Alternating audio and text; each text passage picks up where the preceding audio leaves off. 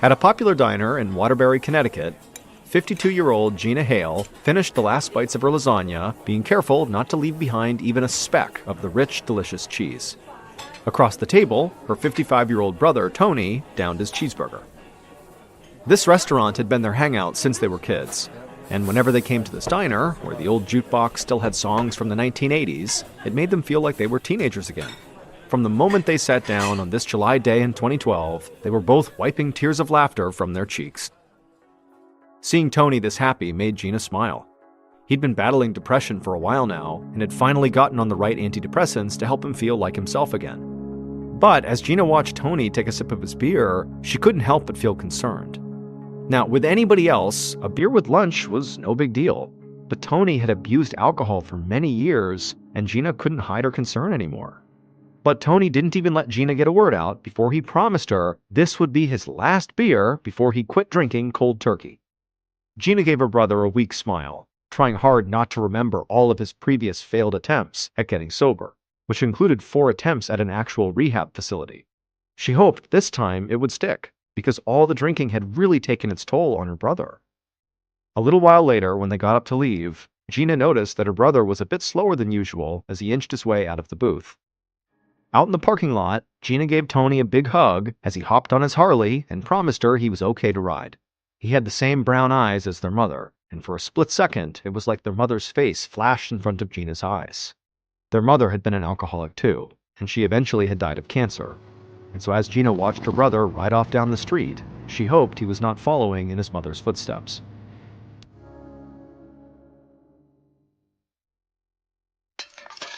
Three weeks later, Gina broke a pane of glass at the back of her brother's house, then pried open the window and climbed inside. Gina hadn't heard from Tony in a few days. After their lunch they had together, he'd quit drinking cold turkey just as he'd promised. But it had not gone well. He'd been overcome by a condition called delirium tremens, which is when the body starts to shut down from alcohol withdrawal. Tony had been forced to spend an entire week in the hospital to recover, but he'd gotten through the worst of it, and Gina had hoped that this time he'd be able to stay sober. But now, it was clear something was wrong. Gina didn't know if Tony had gone into withdrawal again or maybe fallen off the wagon. But either way, he never just went radio silent like this. And now, looking around at the inside of his house, Gina knew it was bad. She crept through the rooms, calling her brother's name over and over, but there was no response. The unventilated house felt like an oven. As she wiped the sweat from her face, she looked at the dirty dishes and the overflowing garbage in the kitchen. She hadn't heard from Tony in days, and now, finding his home in this condition, she just couldn't stop the panic rising in her chest. Just then, a yellow streak flashed past her and she jumped. Her brother's tabby cat was suddenly at her feet, brushing up against her legs and yowling for attention. Gina could see that the cat's food dish was empty, and so she wondered why Tony hadn't fed his cat. As Gina was about to feed the cat just took off running down the hall and disappeared through the open door to the basement. Gina followed the cat down the hall, she turned to go down the stairs, she flipped on the basement light, and immediately she stopped. That's when she found her brother. Tony lay crumpled in a motionless heap down on the basement floor. Gina ran down the stairs to his side, and she could immediately tell he was badly hurt. His hair was matted with blood, his skin was a yellowish gray, and he had dark bruises all over his legs. Tony looked like he'd been lying there for a while, maybe even days. Gina pulled out her cell phone and dialed 911. After she described what was going on, the dispatcher asked if Tony was breathing. Gina shakily replied that she couldn't tell. But just then, Tony's mouth opened and he began to cough. And as he gasped for air, his cracked, dry lips tried to form words. Gina begged the dispatcher to send help right away. After hanging up with the dispatcher, Gina took her brother's hand and leaned in close to hear what he was trying to say. But she couldn't make it out. He was just babbling something. And soon, his mysterious whispers were drowned out by the sounds of the ambulance pulling into the driveway.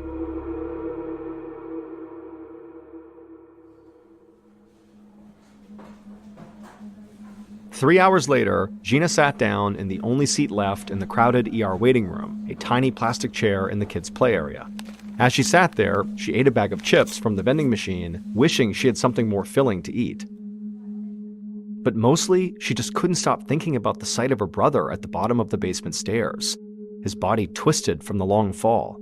She really had thought Tony was dead, and she felt so grateful that he had a pulse when the EMTs finally reached him.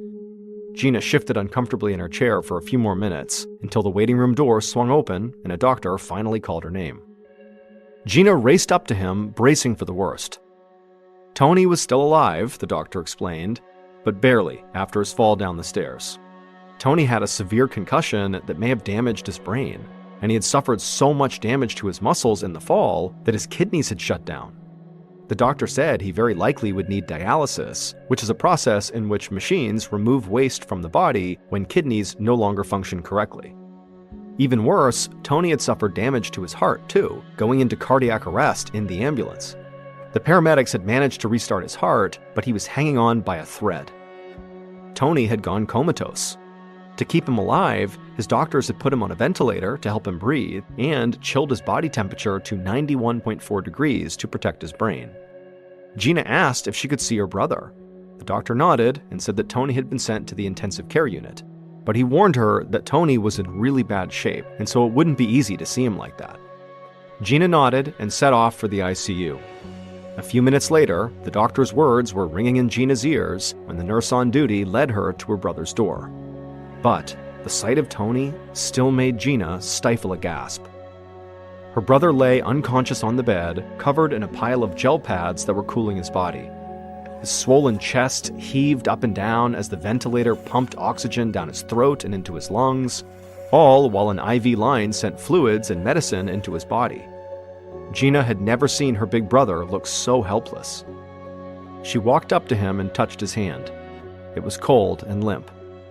Gina always knew Tony's alcohol abuse was going to hurt him if he didn't stop, but she never expected anything this bad.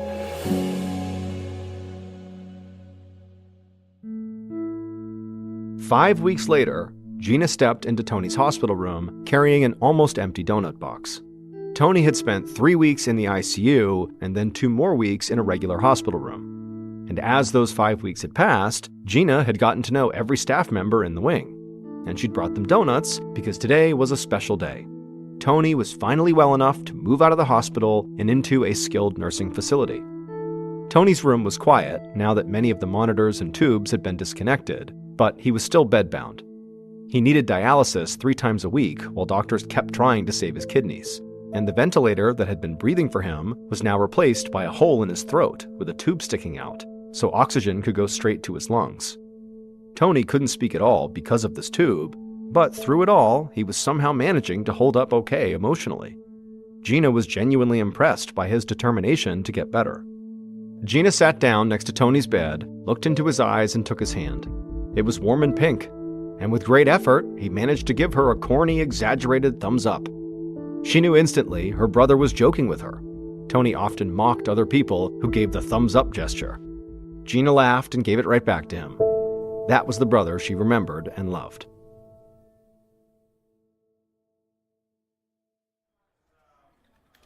Two weeks later, a nurse's aide named Matilda Rogers pulled her cart down the hallway inside of the skilled nursing facility where Tony was staying. Matilda really enjoyed the early shift. In the hours before the building got busy with deliveries and family visits, she had a chance to really connect with most of her patients and give them a little inspiration for the day. She stopped the cart and locked the wheels outside of Tony's room. Tony was one of her favorites. Matilda loved his sense of humor, and she developed a morning ritual of greeting him with a joke or a riddle. During his 2 weeks at the nursing center, Tony had learned to speak again by using a special valve on the hole in his throat. His voice was still raspy and low, but Matilda loved it when she could make him laugh. She also encouraged him to imitate her silly dance moves, and that helped him slowly strengthen his arms and legs, and so he had been making steady progress.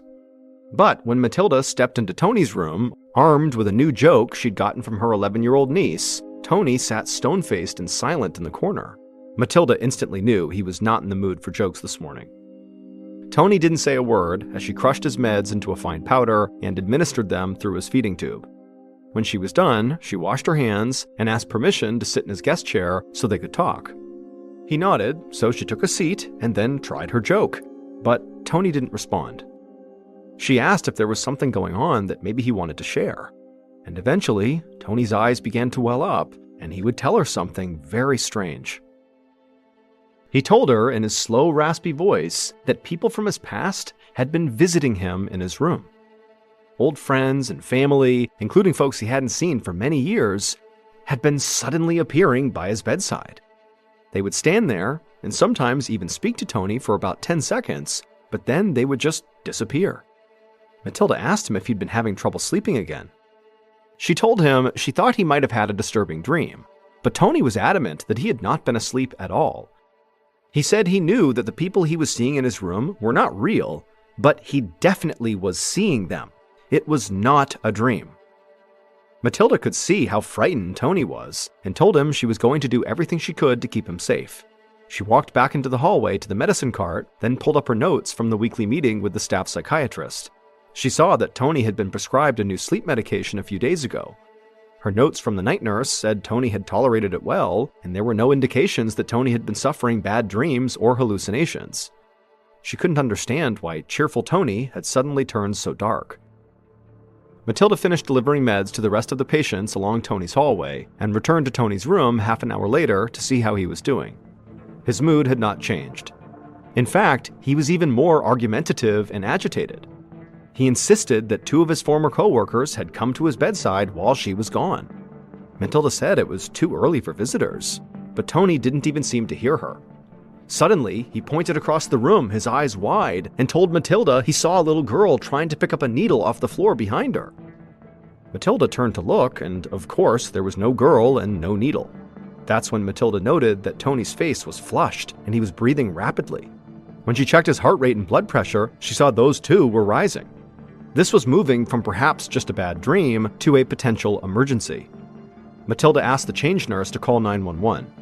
15 minutes later, she helped escort a flailing, agitated Tony, now strapped to a gurney, into an ambulance for an emergency room evaluation.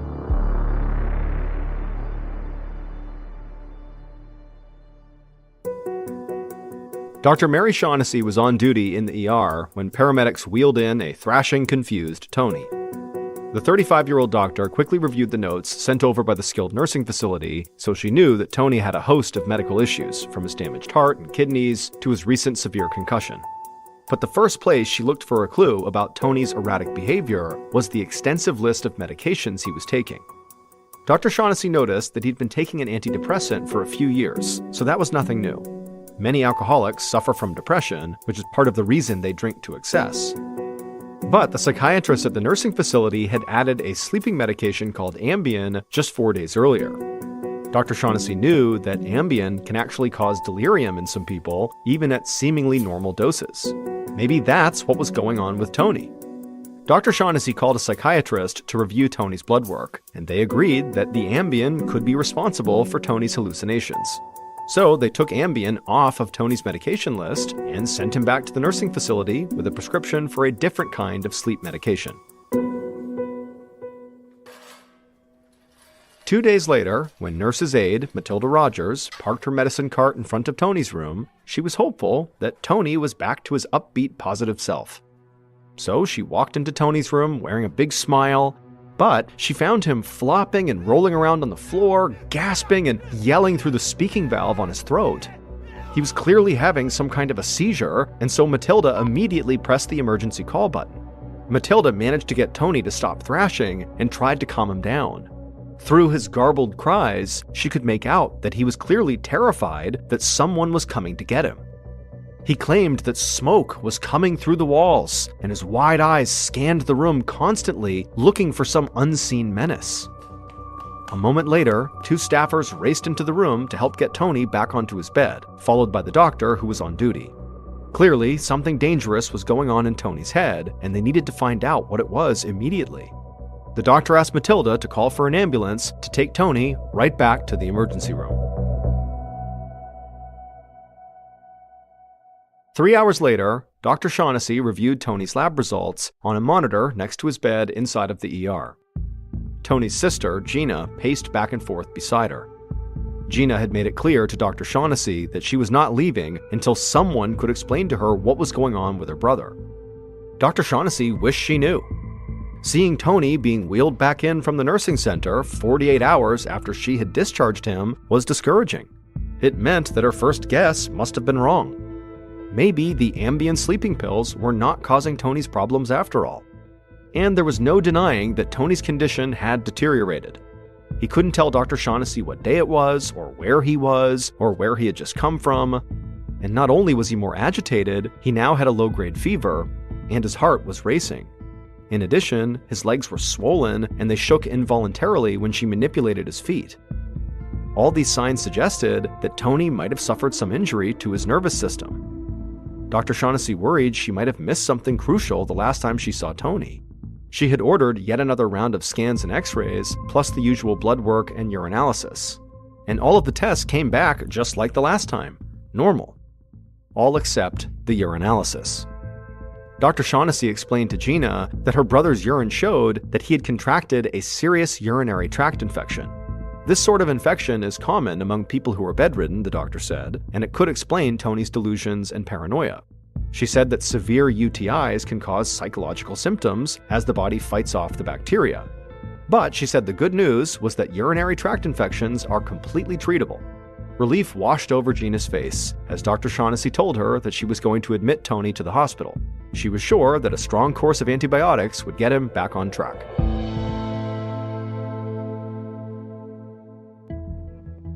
Two days later, an attending physician named Lucinda Bragg made her way to Tony's hospital room as she did rounds with her staff. As a senior physician, part of Dr. Bragg's job was to do rounds with the hospital interns and examine particularly challenging cases. And Tony's certainly fit the bill. So far, nobody had been able to figure out what was causing his hallucinations. Dr. Bragg hoped that this collective group might be able to come up with a new idea. As Dr. Bragg introduced herself and the group to Tony, she could see that he remained frightened and trembling, and the monitor showed that his blood pressure and heart rate remained elevated. Dr. Bragg explained to the staff that Tony was being treated for a urinary tract infection that doctors believed was causing the hallucinations. But after 2 days of treatment with strong antibiotics, Dr. Bragg said that Tony's UTI was getting better, but his mental state was not. Just then, Gina entered Tony's room. Dr. Bragg could immediately see the anxiety on Gina's face with all these people in the room, and so Dr. Bragg asked the other doctors to leave for a moment. After reassuring Gina that she was determined to help, Dr. Bragg took another look at Tony's medical history. Everything looked completely normal. There wasn't anything that stood out to her. But then, something occurred to Dr. Bragg. There was a very rare condition that she'd heard about, but had never actually personally treated.